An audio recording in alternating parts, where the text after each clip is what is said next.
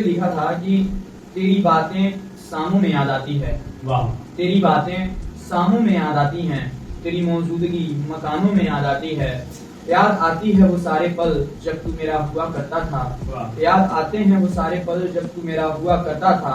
अगर सोने भी जाऊं तो ये नींदें भी रातों से बाद जाती हैं। ये नींदें भी रातों से बाद जाती हैं। क्या कहने, ज्यादा स्वागत।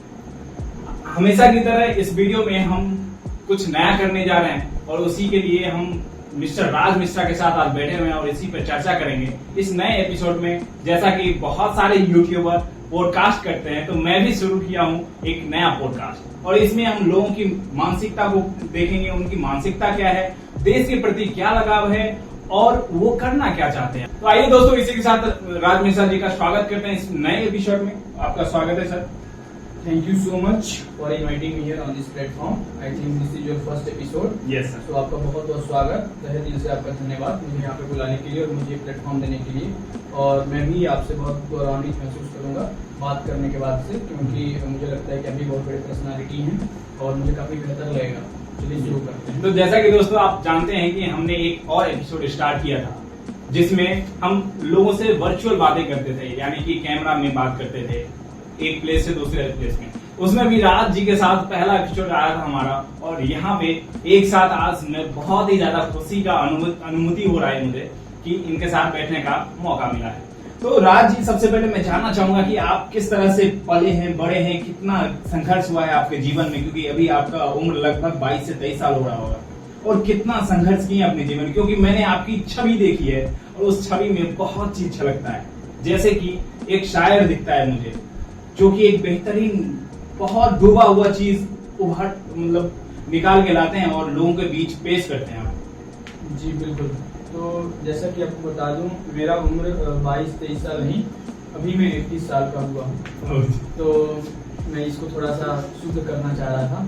अच्छा। और अभी ये शुद्ध करने के बाद अगले पड़ाव पे अगर हम चले, और जब भी मेरे जीवन की अगर आप बात करें कि मैं जब शिशु से और इस युवावस्था में जब तक पहुंचा हूँ तो मेरे क्या संघर्ष रहे हैं। अभी तो मैं एक ऐसा कोई व्यक्तित्व या फिर व्यक्ति नहीं बन चुका हूँ जो मैं अपने संघर्षों के बारे में बहुत अच्छे तरीके से बताऊं। बट हाँ, संघर्ष की बातें जब मैं करूं तो मेरे दिमाग में जो विजुअल्स छप जाते हैं पहले, वो जो दिखाई देते हैं, वो मुझे 2 ही 4 संघर्ष मेरे जीवन में जो मुझे लगता है कि वो बहुत बड़े हैं, वो विशाल हैं मेरे जीवन में और उन्होंने मुझे काफी चीजें सिखाई हैं।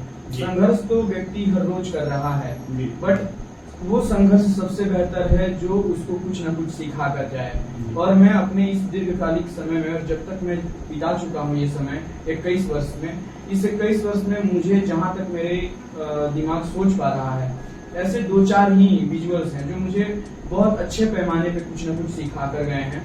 तो मैं वो चाहता हूँ कि वो आपके सामने रखूँ, आपके समक्ष उसको रखूँ।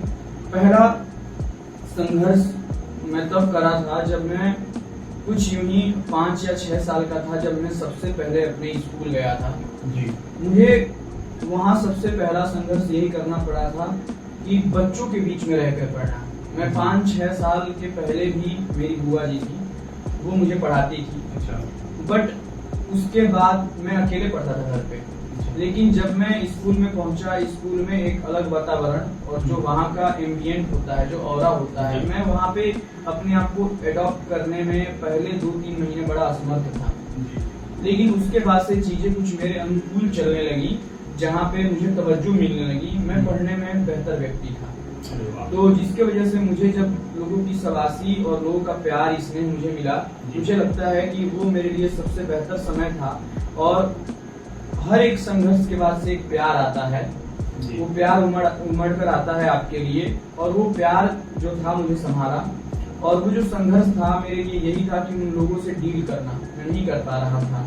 कोई बच्चा मेरे गांव के बगल का ही था, कोई बच्चा मेरे गांव के खुद का ही था, कोई बच्चा मेरे घर के बगल का ही था। वो उस स्कूल में मेरे साथ पढ़ता था और आके बोलता था कि hey Raj, what your name, what is your name, what are you doing. मैं उसे यही बताने में असमर्थ रहता था कि मेरा नाम क्या है। मुझे आता तो सब कुछ था, बट मैं ये बताने में असमर्थ रहता था। लेकिन वो चीजें समय के अनुसार और ये टाइम टू टाइम मैंने सीख लिया कैसे। तो आपको क्या लगता है कि उसमें क्या वजह क्या रही होगी कि आपको घर से ज्यादा प्यार मिलता था, जिस वजह से आप उतना लोगों से खुल नहीं पा रहे थे, या फिर घर से ज्यादा प्यार नहीं मिलता था? वो वजह रही, क्या वजह रही कि आपने स्कूल में आप अपने ही सहपाठियों से उस तरह से घुल मिल नहीं पा रहे थे? बिल्कुल, यहाँ बात प्यार की नहीं है, यहाँ बात वातावरण की है। मुझे वातावरण वैसे मेरे घर पे नहीं मिल पा रहे थे जहाँ पे मैं 10 लोगों से एक साथ बातें कर पाऊँ। मेरे घर में लोग कुछ चुनिंदा लोग ही हुआ करते थे उस समय पे, इसीलिए मैं उनसे सभी तरीके से एम्बिवर्ट नहीं होता था।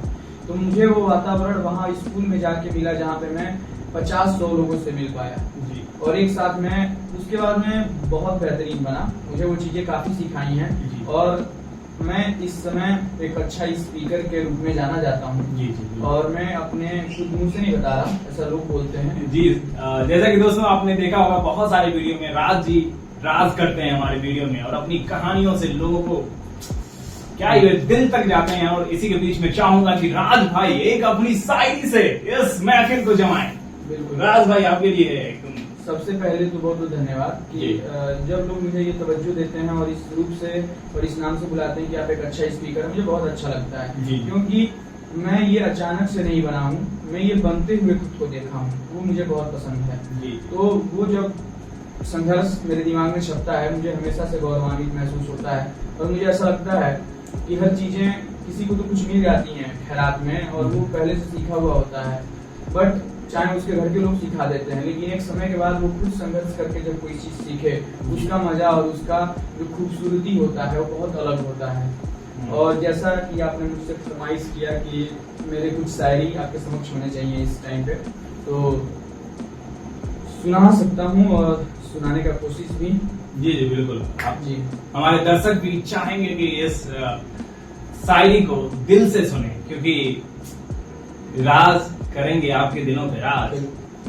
तो एक शायरी मैंने तभी लिखा था कि एक ऐसा होता है कि मैं अकेला हूँ और वो वक्त हो सकता है मेरा जो सहपाठी बन सके, वो मेरे पेरेंट्स हो सकते हैं, मेरे मम्मी पापा मेरी बहन, मेरे दोस्त हो सकते हैं, वो लोग मेरे लिए कोई एक लड़की हो सकती है जी, जो मेरे लिए वो वजह बने, प्रेमिका जो मुझे वो चीज सिखा पाए, जब मैं कभी बिखरने लगूं तो वो मुझे सजा पाए। वो पेरेंट्स सहपाठी मेरा टाइम हो सकता है, मेरा प्रेमिका हो सकती है, या मेरी बहन, मेरे भाई और मेरे दोस्त हो सकते हैं, मेरे मित्र हो सकते हैं। तो मैं उनके लिए लिखा था कुछ वर्ड कि अगर बिखर जाऊं कभी तो मुझे सजाती रहना, अगर बिखर जाऊं मुझे तो कभी सजाती रहना, अगर प्यार में ज्यादा खुश हो गया तो बेशक सताती रहना। वाह भाई वाह। अगर बिखर जाऊं कभी तो मुझे सजाती रहना, अगर प्यार में ज्यादा खुश हो गया तो बेशक सताती रहना।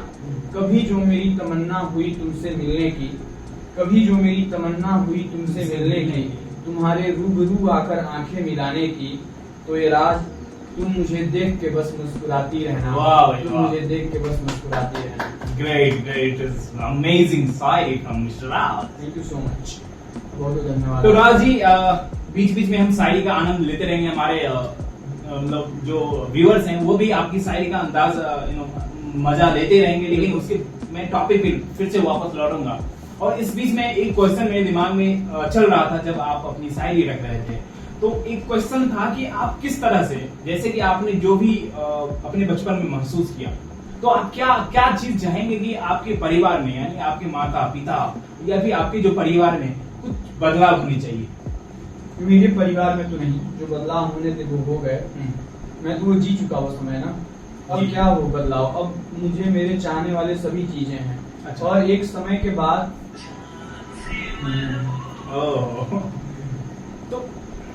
तो एक समय के बाद क्या होता है कि उस समय पड़ाव के बाद ना वो व्यक्ति क्या करता है कि उसको अकेला रहना ही पसंद होता है जी। और मुझे लगता है कि मैं उस समय में हूँ अभी, मेरा लिए वो पड़ाव चल रहा है। लेकिन जब मुझे लोगों की जरूरत थी, जिस समय की मैं बात कर रहा था, जिसकी वजह से मुझे संघर्ष करना पड़ा, मैं चाहता हूँ कि I am requesting to all of the people who are watching this video at this time, कि आपके घर में अगर कोई बच्चा हो या फिर अगर आप खुद बच्चे हैं, तो अगर आप हैं तो आप अकेले रहने से पहले 15-16 साल तक, जब तक कि आपकी उम्र हो 15-16 साल के पहले आप भरपूर कोशिश करें कि आप 1000 लोगों में रहें, आप 100 लोगों में रहें, आपके दोस्त ना हो फिर भी दोस्त बनाएं, आपके परिवार वाले कोई ना हो, आपके घर में सिर्फ आपके माता पिता हों, दूसरे के दोस्त के मम्मी पापा को आप माता पिता बोलें और वहां पे आप आंटी अंकल बोल के उनसे मिलें, कई लोगों से मिलें, लड़कियों से मिलें, आप बड़े लोगों से मिलें, सबसे बात व्यवहार कैसे रखते हैं वो सारी चीजें सीखें। किसी अपना स्कूल में नाम जरूर लिखवाएं और वो चीज कल्चर बहुत बेहतर है कि आजकल जो न्यू एजुकेशन पॉलिसी आई है इसमें 3 साल पे ही नाम लिखाने का कोशिश करा है सरकार ने कि आप जब 3 साल का बच्चा हो जाए उसको स्कूल में आप भेजें, ये अनिवार्य है। वो बहुत बेहतर बातें हैं। 3 साल तक लड़का अभी वो परिवरिश होता है, नरिश होता है अपने माता पिता के द्वारा, लेकिन 3 साल के बाद वो अगर वो स्कूल में जाएगा तो कितना बेहतर होगा वो, ठीक है। उसको 3 साल के बाद ही उसको वो एम्बिएंट मिल जाएगा, वो इन्वायरमेंट मिल जाएगा जहाँ पे वो अपने आप को नरिश कर पाएगा, अपने आप को दिखा पाएंगे, लोगों के बीच में रह पाएंगे, ताकि एक ताकत मिलता है कि लोग अगर बच्चा से लोगों के बीच में रहता है, एक ताकत उभर के आता है और वो ताकत उनको संघर्ष करने की क्षमता बढ़ाता है। जिंदगी का पहला पड़ाव कुछ सीखने का अगर है तो लोगों से बात करने का है, लोगों के समक्ष अपनी बातें रखने का है।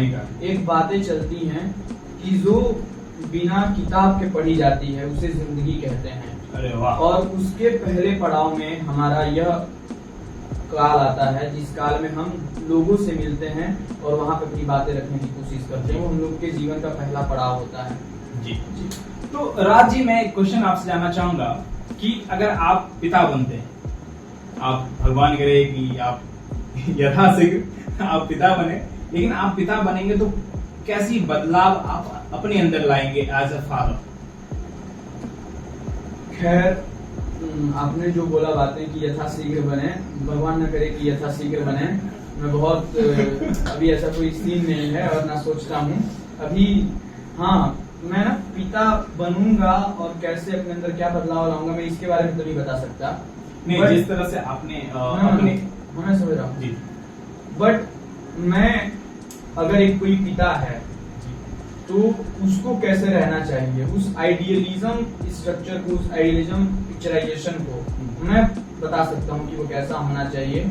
लेकिन एक जो पिता है वो पिता है क्या?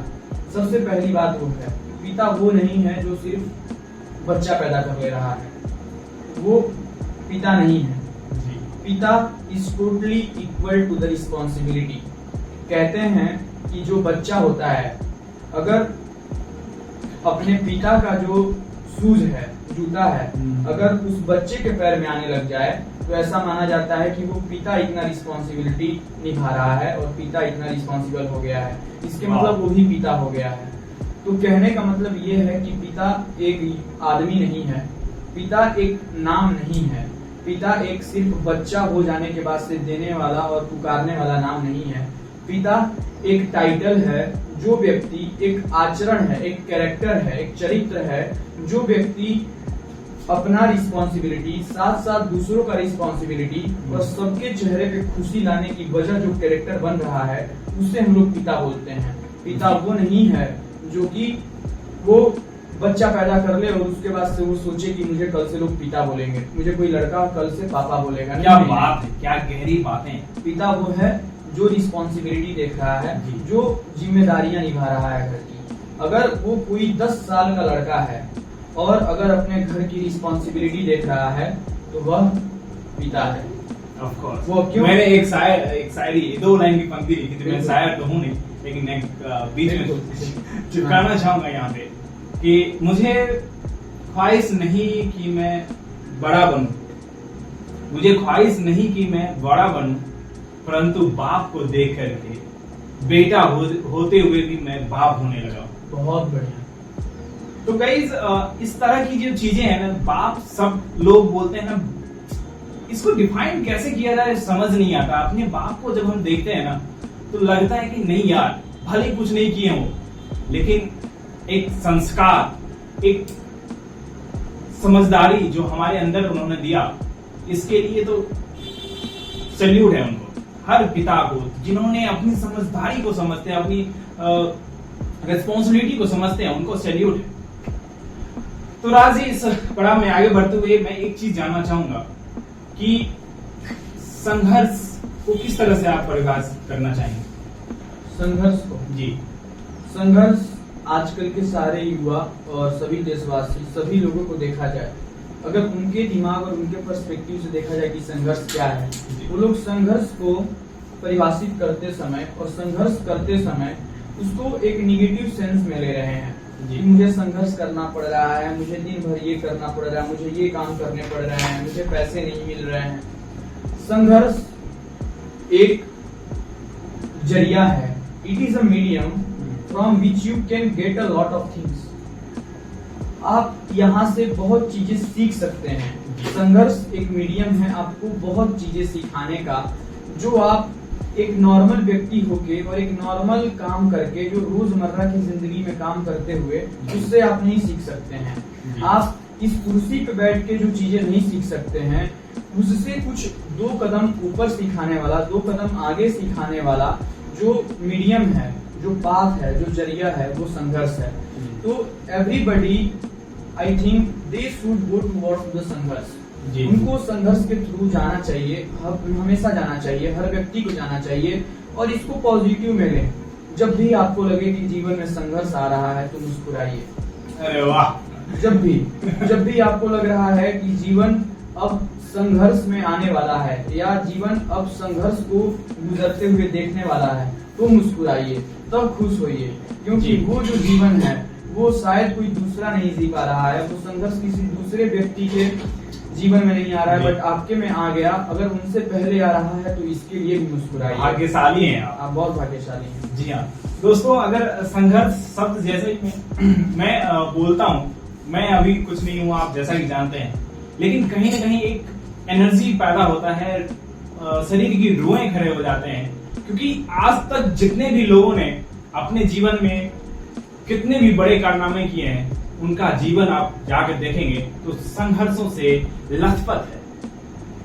तो दोस्तों, अगर संघर्ष आपके जीवन में आ रहा है, आप उनकी बगल से गुजर रहे हैं, तो चाहिए कि बुलाइए संघर्ष, और उस संघर्ष को करके आप अपने नाम को यहां से लेकर यहां तक ले जा सकते हैं। तो राज जी, बहुत मजा आ रहा है इस एपिसोड में और मैं बहुत ही ज्यादा एक्साइटेड हूँ। अभी बहुत सारी बातें करेंगे इसमें, तो पानी लेंगे क्या?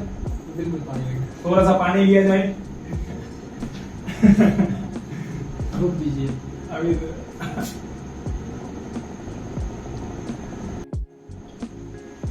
तो राज जी, आपसे आगे की बातें करते रहेंगे। इसी बीच में चाहता हूं कि आपकी दूसरी शायरी पेश हो, यहाँ पे लोग फिर से मतलब खिल उठे। तो अगर फिर शायरी सुनाने की बात और आपकी फरमाइश, और मुझे बहुत बेहतरीन लग रहा है कि आप बार बार मुझे फरमाइश कर रहे हैं कि मेरी शायरी सुनने के लिए। एक शायरी आपने बीच में, मेरा शायद इंट्रोडक्शन में कुछ आपको संशोधन करने की जरूरत है जी। आपने बीच में बोला था, मतलब शुरुआत में ही, कि मैं बहुत खुश मिजाज व्यक्ति हूँ। मुझे लोग अगर मेरी ये बातें सुनेंगे और मेरे इस पॉडकास्ट से अगर गुजरेंगे और मेरी शायरियों पे अगर ध्यान दिए, तो मुझे बिल्कुल नहीं कहने वाले हैं कि मैं खुश मिजाज व्यक्ति हूँ। वो लोग कहने वाले हैं कि मैं बहुत सैड व्यक्ति हूँ, बहुत दुखी व्यक्ति हूँ। वो ऐसा लगेगा उनको कि कोई मेरी प्रेमिका मुझे छोड़ के चली गई है। मैं वो क्वेश्चन पूछने ही वाला था कि आपके पास करेंगे, प्रेमिका है? आगे क्लियर करते हैं, इसको करते हैं। सबसे पहले क्योंकि फरमाइश पे एक शायरी सुनाते हैं और आप लोगों की तवज्जो और आपको भी तवज्जो मैं चाहूंगा कि आप मुझे। शायरी कुछ इस प्रकार है, और शायरी उस एक व्यक्ति के लिए लिखा हुआ है। मुझे लगता है कि वो मेरे लिए बहुत जरूरी है, और कोई भी हो सकता है वो जरूरी, और वही वाले बातें कि जिसके बिना आप जी ना सकें, जिसके बिना वो रातें आपको भाए ना। तो मैं उसमें शायरी कुछ पिरोया हूँ और लिखा हूँ इस तरीके से कि जिन रातों में तू नहीं, वो रात आवारा है मुझे। क्या बात। जिन रातों में तू नहीं, वो रात आवारा है मुझे। तू मेरे लिए सूरज और चांद सितारा है मुझे। जिन रातों में तू नहीं, वो रात आवारा है मुझे। तू मेरे लिए सूरज चांद सितारा है मुझे। अगर सबने साथ छोड़ भी दिया, अगर सबने साथ छोड़ भी दिया, फिर भी तू सहारा है मुझे। इस शायर एराज को अपनी कुछ तारीफ तो करने दे। इस शायर एराज को अपनी कुछ तारीफ तो करने दे। तुम्हें पता नहीं तू सारे का सारा है मुझे, भाई सारे वाह, का वाह। सारा है मुझे। क्या बात है, क्या धन्यवाद, बात है। बहुत बहुत धन्यवाद। आपकी शायरी मजा आ जाता है। अगर किसी बंदा ने कभी प्यार किया हो, प्रेम, इश्क, मोहब्बत, ये कहीं ना कहीं कुछ अंतर है तीनों शब्दों में, लेकिन जो इश्क होता है अगर किसी ने किया हो ना तो आपकी बातों से वो लहू लहान हो सकते हैं। But by the way let me clear one thing, मैंने इश्क नहीं किया है, मैं कभी प्यार नहीं नहीं, किया। आप देख के लगता नहीं कि प्रेमिका नहीं होगी आपकी। बिल्कुल नहीं है। क्या है, मतलब बताइए प्रेमिका। अच्छा, जब भी आप इसकी बातें करते हैं, और खैर हम लोग इसके पहले भी मिल चुके हैं, इस पॉडकास्ट जी, से जी। पहले, और मुझे लगता है 4-5 दफा मिल पाए होंगे हम लोग। आपने उन 4-5 दफा में मुझे एक क्वेश्चन लगातार करते हुए मैं आपको सुना हूँ कि ये इतनी गहरी शायरी और ये शब्द पिरोने का आपके पास ये रीजन या फिर इसका जो ओरिजिन है वो कहाँ से आया? क्या आपको कोई लड़की धोखा दे गई है? जी। क्या आपकी कोई प्रेमिका है? ये आप मुझसे हमेशा पूछते हुए आए हैं, और मैं आज आपके साथ साथ और ये जो ऑडियंस मुझे सुन रही है मैं उनको भी क्लियर कर देना चाहता हूँ, मेरी प्रेमिका कोई नहीं रही है। मैं ये मुस्कुराते हुए बता रहा हूँ, इसका मतलब बिल्कुल भी नहीं है कि मैं झूठ बोल रहा हूँ। मैं प्रेमिका बताता हूँ एक बात जी सही। कि मुझे ऐसा लगता है कि जो प्रेमिका है वो आपके अंदर है हमेशा, वो मेरे अंदर भी है। प्रेमिका भी एक कैरेक्टर है। प्रेमिका कोई व्यक्ति नहीं है, प्रेमिका कोई चित्र नहीं है, प्रेमिका कोई भाव नहीं है, बल्कि प्रेमिका एक चरित्र है। तो प्रेमिका एक होता है प्रेमी और एक होता है प्रेमिका, वो हम दोनों लोगों के भीतर निहित है। इसको हम स्त्रीलिंग और पुल्लिंग में जो बांट देते हैं, ये हम लोग की सबसे बड़ी गलती है कि अगर कोई लड़की किसी लड़के के लिए जानी जाती है तो उसको हम लोग प्रेमिका बोलते हैं, और कोई लड़का अगर किसी लड़की के लिए प्यार में जाना जाता है तो उसे हम लोग प्रेमी बोलते हैं। But the thing is not like that. मैं बताना चाहता हूँ कि प्रेमी और प्रेमिका यह दोनों जरूरी हैं कि आपके अंदर ही निहित रहें, आपके भीतर ही रहें, क्योंकि यह जीवन जो चल रहा है, जो बीत रहा है, इस जीवन में आपको प्रेमी और प्रेमिका दोनों बनने की जरूरत है। क्योंकि क्या हो कि अगर आपका नाम प्रशांत है, प्रशांत आज के 5 साल बाद अगर पिता बने और आपकी एक लड़की हो, आपका एक लड़का हो, क्या आप उन दोनों लड़कों के लिए अलग अलग चीज हो सकते हैं? या किसी एक और प्रशांत को लाएंगे जो आपकी बेटी के लिए प्रेमी होगा और आपके लड़के के लिए आप प्रेमिका होंगे? क्या ऐसे हो सकता है? बिल्कुल नहीं। तो प्रेमी और प्रेमिका ये दोनों कैरेक्टर है। इसे चाहिए कि हर व्यक्ति अपने अंदर इस प्रेमी और प्रेमिका को निहित रखे कि अगर कल को किसी लड़की से बात करना पड़े तो उसके लिए वो प्रेमी बन के बात करे, किसी लड़का से बात करना पड़े तो वो प्रेमिका बन के बात करे। और यह समय और यह शब्द प्रेमी और प्रेमिका ये बहुत सूक्ष्म है, बहुत पवित्र वर्ड है, बहुत पवित्र शब्द है। मैं इसको अन्यथा में नहीं ले रहा। जी, मैं इसीलिए प्रेमिका शब्द का प्रयोग किया ना, क्योंकि जब हम प्रेमिका बोलते हैं तो एक शुद्ध कहीं ना कहीं हमारे अंदर से एनर्जी निकलती है, वो स्नेह की भावना दिखाई देती है। और मैं ये जो शायरी लिख रहा हूँ, मेरे पास कोई एक इंडिविजुअल व्यक्ति नहीं है। मुझे लगता है कि मेरे लिए ये कैरेक्टर जो मैंने बताया कि प्रेमी और प्रेमिका, ये दोनों मेरे अंदर निहित है, और मैं बस इसी को आप सभी के सामने लिखता हूँ। ये मेरा कैरेक्टर है। ये मेरे पास कोई एक ऐसा व्यक्ति और कोई ऐसा इंडिविजुअल नहीं है, ना कोई ऐसा भाव है जिसकी वजह से मैं लिख रहा हूँ। ये मेरा कैरेक्टर है जिसकी वजह से मैं ये लिख रहा हूँ। मेरे अंदर प्रेमी और प्रेमिका दोनों है। वाह क्या बात। तो साथियों, मैंने कई दफा इनसे बात करने की कोशिश करी, क्योंकि इनके जो शब्द हैं बहुत ही गहरे हैं, और कभी कभी मुझे लगता है कि शायद तो होगा प्रेमिका इनके पास, लेकिन हर दफा इन्होंने यह कह के नकार दिया कि मैं एक कैरेक्टर हूं और मैं चाहता हूं कि उस तरह से जीना जो ये लिखते हैं। तो देखते हैं, मैं बहुत कोशिश करता हूं कि राज भाई अगर है तो बताओ कभी, हम भी जाने, लेकिन हर दफा मुस्कुरा के यही प्यारी सी झूठ बोल जाते हैं। तो दोस्तों इस चीज में हम आगे बढ़ते रहेंगे, और राज भाई की शायरी तो लाजवाब है और वो भी जानते रहेंगे। तो वहीं थोड़ा सा हम लोग अलग दृष्टिकोण से किसी चीज पे बात करते हैं। तो राज भाई, मैं आपसे जानना चाहूंगा कि शायद आप जानते होंगे, प्रशांत मेरा नाम लिया आपने, तो मेरे नाम से एक बहुत ही अद्भुत व्यक्ति अभी भारत में है, और वो जो कार्य कर रहे हैं जिनका कोई मतलब जो हम देख सकते हैं, हम समझ सकते हैं, शायद एक आम इंसान समझ नहीं सकता। तो मैं उनके बारे में बात करना चाहूंगा कि कैसे लोगों को उनके राहों पे उनकी, अगर जैसा कि हम पिता और पुत्र की हम एक उदाहरण लेते हैं, तो पिता के पास कहीं ना कहीं ज्यादा अनुभव होता है और पुत्र उनसे सीखते हैं, उनको फॉलो करते हैं। उसी तरह से मैं नाम आप शायद जान चुके होंगे कि मैं किनके बारे में बात करना चाहता हूँ, आचार्य प्रशांत। और ये नाम एक बहुत मैं बोलूं कि विश्वविद्यालय तो वो भी कम पड़ सकता है, ये नाम ही नहीं, विश्वविद्यालय से भी ज्यादा ऊंची चीज है। तो आपसे जानना चाहूंगा कि क्या उनको लोग समझ रहे हैं आज के दौर में, और उनको समझना चाहिए कि नहीं समझना चाहिए, आप इस पे प्रकाश डालें। सबसे पहले तो मैं एक बात बहुत अच्छी तरीके से क्लियर कर देना चाहता हूँ। आचार्य प्रशांत जी, मुझे लगता है कि मैं उनको पिछले 3 साल से सुनते हुए आ रहा हूँ। जब उनके फॉलोअर्स या सब्सक्राइबर कुछ 6,000 या 7,000 हुआ करते थे, तब से मैं उनको सुन रहा हूँ। आज वो एशिया के सबसे बड़े सब्सक्राइबर वाले व्यक्ति बन गए हैं। वो उनको व्यक्ति ना ही बोला जाए तो बेहतर है जी।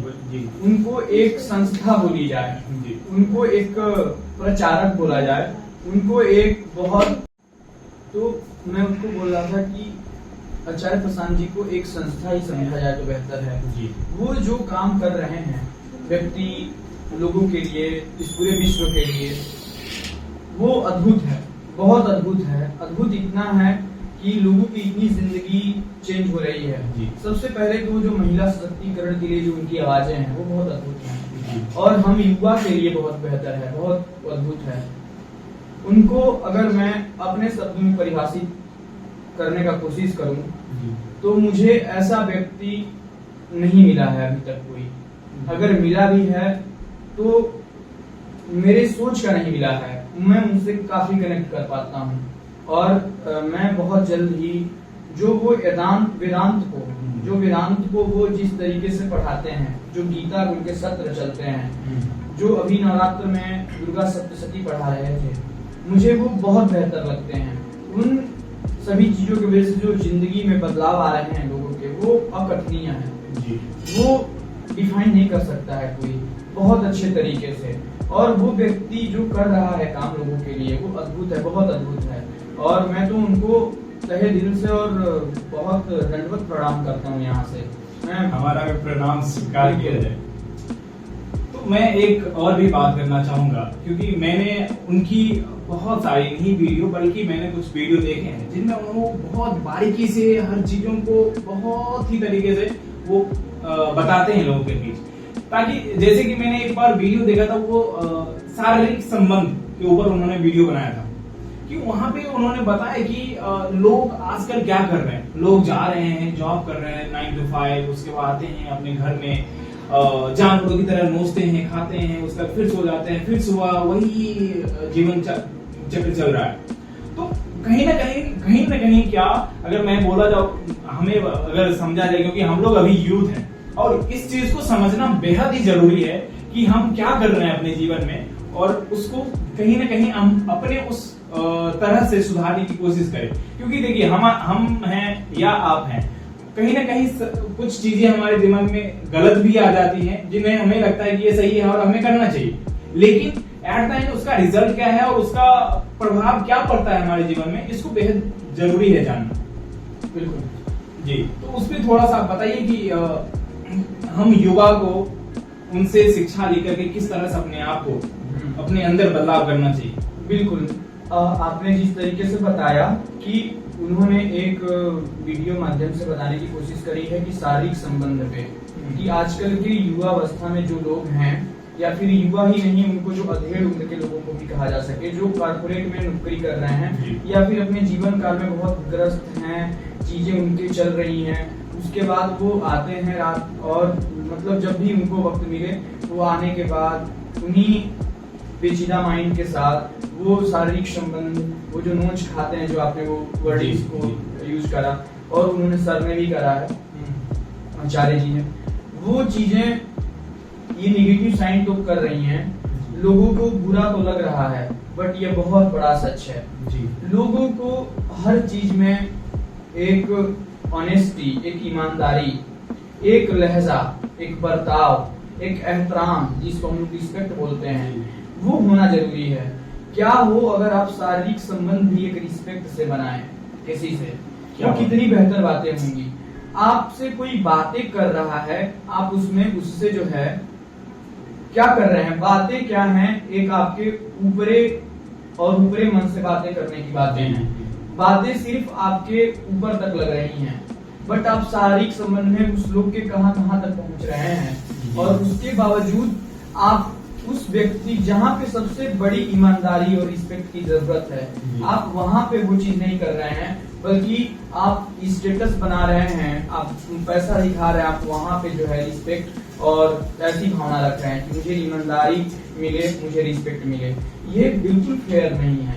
अगर आप उस चीज पे ईमानदारी, अगर किसी व्यक्ति को अगर मैं एक कुछ दायरों में सेट करूं कि वो व्यक्ति ईमानदार और रिस्पेक्ट देने के भाव में किस लेवल पे आता है, कितने नंबर पाता है, तो सबसे पहले मेरा अगर आकलन करने का जरिया होगा और उसके लिए मेरा पहला प्रश्न होगा तो यही होगा कि क्या जब आप शारीरिक संबंध बनाते हुए किसी व्यक्ति को देख रहे हैं या खुद को भी अगर उस जगह पे रखकर देख रहे हैं, क्या आप इसकी अनुभूति है, क्या आप इतने अवेयर हैं, क्या आप इतने कॉन्शियस हैं कि आप जो है उस समय पर भी ईमानदारी और रिस्पेक्ट की भावना रखे रहेंगे। अगर वो बोलता है हाँ, और अगर करता भी है तो बोलना ही कह देना सही नहीं है, करके दिखाना सही है। अगर वो उस वक्त और उस जगह उस समय पर भी अगर वो ईमानदारी और रिस्पेक्ट की भावना लिए पहुंचता है, मुझे वही बेहतर इंसान दिखाई देगा इस पैमाने पे। बहुत खूबसूरत जवाब यहाँ पे आपके द्वारा। और कहीं ना कहीं ये चीज देखने की जरूरत है, जैसा कि अभी कुछ वक्त पहले आप एक वीडियो दिखा रहे थे जिसमें कहा गया था कि हमारे देश में सिगरेट जो है खुलेआम बिकता है, और कुछ जो हम उस चीज को भी खुलेआम बेचना चाहिए, जो हमारा कंजर्वेटिव माइंड है उसके कारण हम कुछ चीजों को प्रमोट नहीं कर पाते। यार ये लड़कियां यूज करती है और ये लेडीज यूज करती है, हम इसको कैसे दिखाएंगे, हम सेक्स पे कैसे बात करेंगे, क्यों ना बात करें। आपका क्या कहना है इस पे? मेरा कहना बिल्कुल ही सटीक एक बात यह है कि लोग जिसपे यह लिखा हुआ है कि धूम्रपान निषेध है, लोगों के हजारों मरने का कारण है, हजारों लोगों के मरने का, लाखों लोगों के मरने का कारण है। लोग ऐसा नहीं है कि कभी 100 साल बाद मरते होंगे, एक सदी में 1000 लोग मरते होंगे। जहां रोज मरते हुए लोग दिखाई दे रहे हैं, उसके कारण हम उस चीज को इतने खुलेआम और उसमें हम लोग कूल दिख रहे हैं। आजकल के युवा अवस्था में एक चीजें चल पड़ी हैं जहां लोग सिगरेट पी रहे हैं ऐसे करके, और जिस वो भाव से पी रहे हैं वो उनके बाद वो कूल दिख रहे हैं। वो कह रहे हैं कि यार मैं पढ़ते पढ़ते बहुत टेंस्ड हो गया, मैं काम करते करते बहुत टेंशनलाइज हो गया, मुझे सिगरेट लाओ, मुझे सिगरेट पीना है। उन्हें कोई किताब नहीं पढ़ना है, उन्हें कोई योगा नहीं करना है, उन्हें कोई जिम नहीं जाना है, उन्हें कोई गेम नहीं खेलना है, बल्कि उन्हें एक ही जगह पे बैठ के सिगरेट पीना है और अपने दिमाग को टेंशनलाइज से हटाना है। वो ये करना चाह रहे हैं। ये बहुत बेकार बातें हैं। जब बातें हम लोग खुल के किस पे बातें करनी चाहिए अगर उस पे आए, मैं आपको वही वीडियोस दिखा रहा था जिसमें बातें इस चीज की हो रही थी कि अगर जो लड़कियां हैं वो पैड्स लेने जाती हैं तो वो उसको एक ब्लैक पॉलीथीन में लेकर आती हैं, और वहीं अगर कोई एक बंदा सिगरेट या शराब या दारू लेने जा रहा है या फिर कोई भी टोबैको लेने जा रहा है तो वो एकदम रोड पे वो खाते हुए भी बहुत टसन में आ रहा है, वो पीते हुए भी, वो एक पिक्चर में भी दिखाया जा रहा है। बल्कि एक पैडमैन, वो बहुत पैडमैन नाम की एक पिक्चर आई अक्षय कुमार की, उसको पहले बड़ा बेकार तरीके से दिखाया गया कि अरे ये पैडमैन के बारे में बताएगा क्या। बट इवन उस एक पिक्चर को अगर छोड़ दिया जाए, एक मूवी को छोड़ दिया जाए, एनी सिंगल मूवी नहीं बना है आज तक जिसमें कोई भी हीरोइन, कोई भी जो अभिनेत्री है वो जाकर दुकान से पैड खरीद रही है और उसके पीरियड्स पेन हो रहे हैं, इसके बारे में ये बातें चल रही हैं। ऐसा बिल्कुल नहीं हो रहा है। तो ये तो हमारे समाज का कल्चर है। मतलब यही बताया जा रहा है हमारे समाज में, यही दिखाया जा रहा है। मूवीज को, पिक्चर को हमारे समाज का आईना माना जाता है। अगर समाज के आईने में ही यह परिस्थितियों को बेकार दिखाया जाएगा तो फिर क्या ही चरित्र पड़ेगा और क्या ही उसका आचरण लोगों पे पड़ेगा। तो वहीं से दिमाग जो है डाइवर्ट होने की कोशिश हो रही है, जिसकी वजह से लोगों में भी यह दिमाग अभी तक भरा पड़ा है। वो वहाँ पे शराब एक नए नए डिजाइन में पीते हुए दिखाई दे रहे हैं। अगर पिक्चर एनिमल की बात की जाए तो वहाँ पे बॉबी देओल जो एक अबरार के रूप में उनका नाम उनको दिया गया है, वो एक अपने सर पर ग्लास रख के शराब की और वो डांस करते हुए आ रहे हैं और वो लोगों के लिए बहुत कूल डांस है। लोग उसके बाद जो कई लोग शराब नहीं पीते तो पीना शुरू करे हैं और अपने सर पर रख के ऐसे नाचने लगे हैं। सोचिए ये कितनी बुरी बातें हैं। अगर वही कोई अभिनेत्री खुलेआम जाती और पैड्स मांग के खरीद कर लाती शॉपकीपर से, किसी किराने के स्टोर से, और इसको अगर किसी पिक्चर में दिखाया जाता तो यह देशवासियों के लिए, यह अपने भारत के उन सभी लड़कियों के लिए कितना सहज हो जाता कि वो भी एक शॉपकीपर के पास एक दुकान पे जाती और पैड खरीद कर लाती, अन्यथा वो अपने ब्लैक पॉलिथीन में नहीं, वो खुलेआम लाती। राज जी, मैं आपसे यहाँ पे असहमत रहूंगा। क्यों हम अगर एक अभिनेत्री जाकर के हमें ये दिखाती है कि हमें शॉपकीपर से जाके ये लिया, हम उन पे क्यों, उनको देखकर क्यों ये हो? हमारी जो बहनें हैं जो आम लोगों की तरह रह रही है, कि मतलब हमारे जैसे हम लोग आम आदमी हैं, हमारे तरह जो हमारी बहनें हैं, वो लोग क्यों ना उस तरह से करें? हमें अभिनेत्री और अभिनेता को देखने की क्या आवश्यकता है? तो मैं देखने की बातों पे बिल्कुल नहीं। और मैं एक और चीज मैं इस पे यहाँ पे कहना चाहूंगा कि आज के दौर में लड़कियों, अब लड़कों की बात होती है कि चलो ठीक है, आपने जैसे हम भी उसमें सहमत हैं आपके, आजकल लड़कियां सिगरेट पीती है। अब उनको सिगरेट पीने में कोई आपत्ति नहीं है, उनको सिगरेट पीने में कोई लज्जा नहीं है, लेकिन उनको पैड खरीदने में लज्जा है। ये कैसी बला है? मैं एक बात बताता हूँ कि जैसा कि आपने बताया कि अभिनेत्री ही खरीदे, ये कोई जरूरी थोड़ी है। हम आम लोगों को भी खरीदना चाहिए और लोगों को बताना चाहिए कि आप भी जाके खरीदें। नहीं, मैं बातें पहले बताया कि जो पिक्चर होते हैं, जो सिनेमा होते हैं, वो हमारे समाज के आईना होते हैं। आप यहाँ पे अगर हमारी कोई बहन है, वो पड़ोस की मीना आंटी को नहीं देख रही है बैठे बैठे इस घर में कि मीना आंटी क्या करने गई हैं अभी अपने घर से बाहर, बट हमारी बहन इस घर में बैठकर और एलईडी टीवी पे यह जरूर देख पा रही है कि ऐश्वर्या राय और दीपिका पादुकोण और कृति सेनन क्या खरीदने उस मूवी में जा रही है। इसका इम्पैक्ट है बातों पे। अगर वो इम्पैक्ट अगर कोई आम व्यक्ति खरीद रहा है तो यह बहुत सूक्ष्म और बहुत कम पॉसिबिलिटी है कि घर में बैठे बहनों को पता चल पाए कि वो क्या कर रहा है आदमी, ठीक है। लेकिन अगर वही चीज अगर पिक्चर में दिखाया जाए तो कितनी बेहतर बातें होंगी कि वो एक ही बार के पिक्चर को बनाए हुए हजारों करोड़ों लोग देख पा रहे हैं और समझ पा रहे हैं कि मुझे बहुत सहज तरीके से खरीद लेना चाहिए। So we should require to that type of awareness into the all the people. या आपकी बातें मुझे बहुत दिल तक छू गई, जहाँ पे आपने बताया कि जो हमारी चित्रकला है, यानी कि मूवी जिसको हम लोग बोलते हैं, जिनको फिल्में बोलते हैं, वो हमारे लिए आईना की काम करते हैं। लेकिन आपको भी पता है हम कितना सच्चाई, जैसा कि हमारे घर में भी आईना है, हम आईने में जाके कितना सच्चाई देखते हैं, और सच्चाई देखने की उत्सुकता कितने लोगों में है, ये बहुत कम ही लोगों में देखा जाता है कि आप अपनी सच्चाई देखें। जैसा कि मैं अगर बताऊं कि मैं बुरा हूं और मैंने गया देखने, मैं नहीं देखूंगा।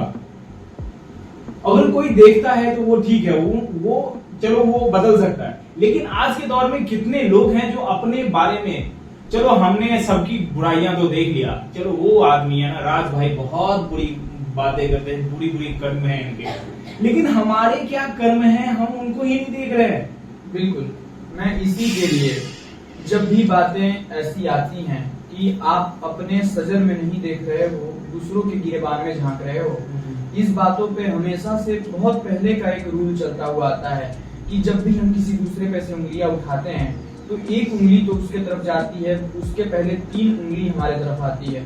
अपने आप को देखो, और हर व्यक्ति क्यों त्राहिमाम इस जीवन में कर रहा है, क्योंकि वो सच्चाई के रास्ते पे नहीं चल रहा है। वो सच को फॉलो नहीं कर रहा है, वो तैयार नहीं है कि वो सच को देख पाए। जैसा कि आपने कहा कि वो क्यों ही देखेगा अपने सच को। उसने अगर कोई बुरे कर्म करे हैं अपने भूतकाल में तो वो नहीं देखना चाह रहा है, तो यह उसकी सबसे बड़ी गलती है। अगर उसने कुछ करा ही है तो तुम ही जिम्मेदार रहे हो अपने भूतकाल में उस काम को करने को, अंजाम देने को। खड़े रहो ना उसके साथ। क्या गलती है? भगवान और लोगों ने माफी मांगना तो सिखाया है, माफी मांग सकते हो। मैं इस बात पे एक नाम लेना चाहूंगा कि एक दौर था, आपने सुना होगा, हम लोगों ने बचपन में वो कहानी सुनी थी, उंगली मार डाकू वाला, जिन्होंने कितनी हत्याएं की और उनका एक टारगेट था। जैसा कि आज के दौर में कॉर्पोरेट सेक्टरों का टारगेट होता है कि महीने में इतनी कत्ल तो करने, दैट मींस वो प्रोडक्ट को वो सेल तो करने हैं। और उनका भी कुछ यूं ही टारगेट था। लेकिन एक दिन उनकी मुलाकात हमारे बहुत ही सहज गौतम बुद्ध से होती है और उनकी एक मुलाकात में उनकी सारी मानसिकता बदल गई। एक यही पे मुझे बहुत बेहतर, जैसा कि लोग त्राहिमाम कर रहे हैं और सच को नहीं फॉलो कर रहे हैं, सब की जो नींव है जीवन की वो झूठ के बुनियाद पे बनी है, जिसके वजह से सारे लोग ये ना प्रॉब्लम फेस कर रहे हैं। तो इसी पे एक मिर्जा गालिब की शायरी की लाइन है, उन्होंने लिखा है कि उम्र भर गालिब यही भूल करता रहा, उम्र भर गालिब यही भूल करता रहा, धूल चेहरे पर थी और आईना साफ करता रहा। ये बात है। तो लोगों के अंदर बुराइयां हैं और लोग चाहते हैं कि शीशा साफ करता रहूं और अगला वाला मुझे देख के वो अच्छाई बताए। जी राशिद, मैं एक चीज और बोलना चाहूंगा कि जैसा कि क्या वजह होती है, जैसे कि किसी ने क्राइम किया, देखिए हमारे एक मौसम ऐसा चल रहा है कि जैसे क्राइम हर कोई करता है और हम ये नहीं कह सकते हैं कि कोई क्रिमिनल नहीं है। मेरे नजर में मैं देखता हूँ हर कोई किसी न किसी प्रकार से क्राइम करता ही, हर कोई इंसान यहाँ पे नहीं है। आप मेरे बारे में बात करो, आपके बारे में बात करो, कोई भी इंसान जिन्होंने पैदा लिया ना वो क्राइम करता है। आपको क्या लगता है इस पे, सहमत है? मुझे ऐसा लगता है अब क्राइम के भी कैटेगराइजेशन। जी मैं उसी के बारे में। जी, क्राइम सब कोई करता है। मुझे तो ऐसा लगता है कि इस जीवन में पैदा होना भी एक क्राइम है। मुझे ऐसा लगता है क्योंकि आप पैदा होते हो, दर्द दे रहे हो, अगर वो आपकी कोई भी चीजें इस जीवन में दर्द के भागीदार बनती हैं तो वो आपका क्राइम ही हुआ, वो आपका हत्या ही हुआ आपके वजह से, वो किसी के लिए बुरे काम ही हुए। जब आप पैदा होते हो आप अपनी माँ को बहुत दर्द देते हो। आप पैदा होने के बाद जो आपकी माँ आपका पालन पोषण कर रही है, आपके घर वाले आपका पालन पोषण कर रहे हैं, बहुत दर्द दे रहे हो यार। ये सब के सब क्राइम है। बट यही है कि यह क्राइम का एक दूसरा पहलू है जिसमें स्वयं माता ही चाह रही है कि ऐसे क्राइम हो, मेरे पास कोई एक ऐसा आए मेरा बच्चा जो मुझे वो ऐसा दर्द भले दे लेकिन वो मेरे सामने आए। तो क्राइम के भी कैटेगराइजेशन है। तो मैं इस बात से बिल्कुल सहमत हूँ कि हर कोई क्राइम कर रहा है इस जीवन में, और ये बहुत अच्छी बात, मतलब बहुत अच्छी बातें नहीं कह सकते, बट ये बातें बहुत ही कथित हैं कि सब कोई क्राइम कर रहा है। ऐसा कोई नहीं है जो क्राइम नहीं कर रहा है। अगर किसी जीवन काल में, अगर भविष्य काल में अगर कोई ऐसे बातें हुई जिसमें अगर इस विषय पे बात हुआ कि क्या बच्चा पैदा करना भी एक क्राइम है, क्या अगर बच्चा जैसा मैं पैदा हुआ हूँ तो एक क्राइम करने के साथ साथ पैदा हुआ हूँ, तो मुझे लगता है कि इस पे किताब लिखी जाएगी और वो बहुत बेहतर होगी और उसमें बिल्कुल इस बात बहुत मोटे अक्षरों में सहमति जताई गई होगी कि हाँ, वो जो लड़का पैदा हो रहा है इस जीवन में वो किसी को दुख देते हुए पैदा हो रहा है जिसके वजह से वो क्राइम ही कर रहा है। जी, इस तरह की चीजें तो हम लोगों ने बहुत देखा है और उसमें एक चीज और देखा है कि कुछ क्राइम ऐसी होती है कि आपको बेहतर फील कराती है। जैसे कि माँ की आपने बात किया, तो वहां पे एक माँ चाहती है कि हमें एक पुत्र हो, पुत्रियां हो, लेकिन कुछ चीजें अब हमारे जीवन में भी, मतलब मनुष्य के जीवन में भी बहुत सारी संघर्ष आती है, तो उनको हम ये नहीं कर, हमें अगर दर्द होता है जैसे कि no pain no gain, right, तो कुछ चीजें हैं कि हम उनको नहीं बोल सकते, लेकिन हम कहीं ना कहीं मतलब चीजें करते रहते हैं। तो राज जी, इस बीच में एक चाहेंगे कि आप अपनी शायरी से लोगों को मोहित करे। बिल्कुल सुनाता हूँ एक शायरी और बेहतर तरीके से। जी। शायरी कुछ है कि याद आना, अगर किसी की याद आती है, जब आप कोई चीजें महसूस करते हो उसके लिए, और उसको वो व्यक्ति आपके साथ कुछ दीर्घकालिक समय तक रहा होता है, या फिर बहुत अल्पकालिक समय तक ही रहा होता है लेकिन बहुत प्रेम में रहा होता है, तो आप उस व्यक्ति को बड़ा मिस करते हो, बड़ा जो है सोचते हो उसके बारे में। तो मैंने उस पे लिखा था कि तेरी बातें शामों में याद आती है। वाह। तेरी बातें शामों में याद आती हैं, तेरी मौजूदगी मकानों में याद आती है, याद आती है वो सारे पल जब तू मेरा हुआ करता था। वाह। याद आते हैं वो सारे पल जब तू मेरा हुआ करता था। अगर सोने भी जाऊं तो ये रात, ये नींदें भी रातों से बात जाती हैं, ये नींदें भी रातों से बात जाती हैं। क्या कहने हैं, जिंदाबाद आपकी इस शायरी के लिए। बहुत बहुत धन्यवाद। और हम चाहेंगे कि इस एपिसोड को यहीं पे समाप्त किया जाए और आगे भी कंटिन्यू करते रहेंगे, और कमेंट बॉक्स में आप लोग बताएं कि कैसे बातें लगी। तो दोस्तों एवं हमारे बड़े एवं छोटे प्यारे भाइयों एवं बहनों एवं माताओं, अगर आपको ये वीडियो कहीं ना कहीं अच्छी लगी तो हमारे लिए जरूर अपने बेटा, अपने भाई, अपने दोस्तों के चैनल को सब्सक्राइब एक बार जरूर कीजिए। और हम लोग चाहेंगे कि इस तरह की वीडियो काफी आते रहे और हम लोग खुलकर बात करेंगे बहुत सारी चीजों पे। आज हमारा पहला दिन था तो कहीं ना कहीं हम लोग उतने खुल के बात नहीं कर पाए, लेकिन मैं इस चीज के लिए आपको कहना चाहूंगा कि बहुत ही खुलकर बात करेंगे, हर चीजों पे बात करेंगे और आप भी बहुत कुछ इस वीडियो, इस पॉडकास्ट से सीख सकते हैं। तो दोस्तों मैं इसी के साथ आपका बहुत बहुत धन्यवाद करना चाहूंगा, आपने इस वीडियो को अंत तक देखा। और राज जी अगर आप कुछ ऐड करना चाहें तो। जी बिल्कुल। तो मैं सभी ऑडियंस और जो भी लोग हमें देख रहे हैं और देखा आप लोगों ने ये अंत तक पॉडकास्ट, आप सभी लोगों का बहुत बहुत धन्यवाद, तहे दिल से धन्यवाद। और अलविदा लेते समय एक छोटी सी बात यही है कि अगर इस पॉडकास्ट से आप लोगों ने कुछ भी सीखा होगा, थोड़ी सी भी बातें अगर कुछ सीखी होंगी तो उसको जरूर आप कमेंट बॉक्स में बताएंगे, वो हम लोग के लिए अप्रिसिएशन का काम करेगा। और थैंक यू सो मच और बाय बाय, टेक केयर। मिलते हैं आपसे अगले। जय हिंद। Bye, take care. Bye guys, take care and tell me what is your problem and what have you studied, what have you taught, what have you learned from this all to the podcast. And please do comment in the comment box guys. Press the bell icon and do the subscribe. Just go ahead.